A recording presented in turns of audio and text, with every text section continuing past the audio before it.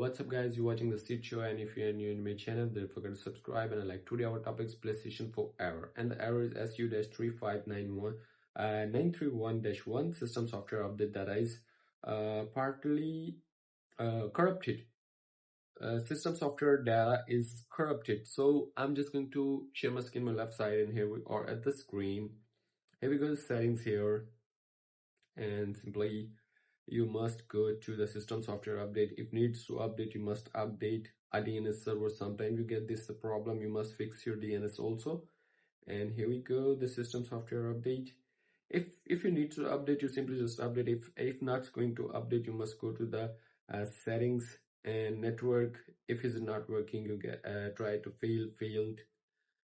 Then you just go to the settings again, and you must check the storage.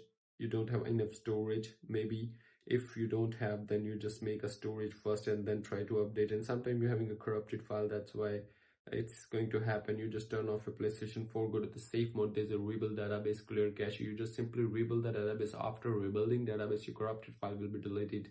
You have a space in your storage also, and you just try to update again. And you must check the servers also. Sometimes the server is down, that's why it's not going to update your application or your network. So simply that's how you can do it. And if you want to ask my question, then leave a comment in the comment box. See you soon for the next one.